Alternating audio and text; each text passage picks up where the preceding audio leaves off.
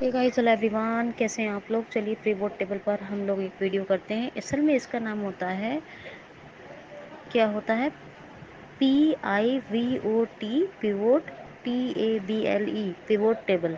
हम लोग pivot table कहते ही हैं और जल्दबाजी में, लेकिन पिवोट टेबल नाम होता है। ठीक है, मैं आपको कन्फ्यूजन ना रहे इसलिए बता रही हूँ।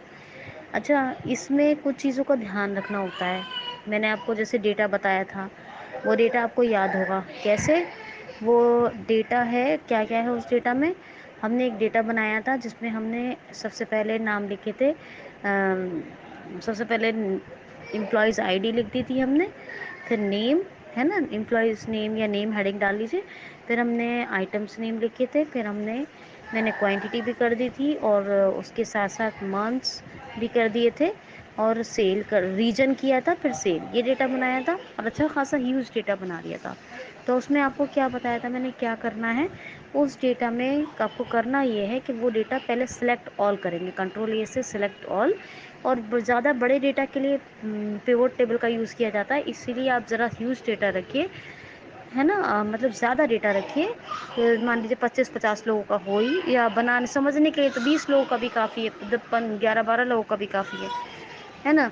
तो पहले कंट्रोल ए से डेटा सेलेक्ट कीजिए। फिर उसके लिए मैंने आपको एक कमांड बताई थी, ऑल्ट NVT, और शॉर्ट में ये बताया था। लेकिन आप ऑल्ट N करके इंसर्ट टैब में जाएंगे, टैब से पहला ही ऑप्शन मिलेगा पिवोट टेबल का, वहाँ पे एंटर करेंगे।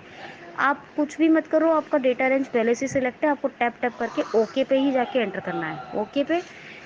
फिर अब जब हमने ओके पे एंटर कर दिया तो हमें ध्यान ये रखना है कि अब ये लेफ़्ट, जो विंडो का लेफ़्ट साइड है, जो हमारी टेबल बनी है वो विंडो के, हाँ एक जगह याद है, याद रखना, टैप टैप से जब ओके करोगे उससे पहले एक ऑप्शन मिलेगा एग्जिस्टिंग वर्कशीट और न्यू वर्कशीट। तो डाउन एरो से न्यू वर्कशीट पे, ताकि पिवोट टेबल न्यू वर्कशीट पे मिले, वो अच्छा नहीं लगता है डेटा, इसलिए। फिर टैप टैप से आपने ओके पे एंटर किया और वहाँ पे जाके आपको विंडो के लेफ्ट पेन में है ये एडिटर आपका टेबल, तो उसके लिए F6 कीजिए।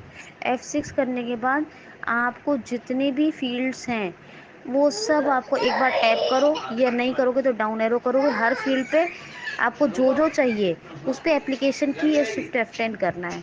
और फिर उसको ऐट द रो लेवल या ऐट द कॉलम लेवल, आप देखिए किसको रो में रखना चाहते हैं, किसको कॉलम में रखना चाहते हैं। जैसे कि आपने यहाँ पर F6 किया, फिर जैसे कि मैंने पहले कहा था कि आपको पर्सन नेम ले लीजिए, उसको रो लेवल में रख लीजिए।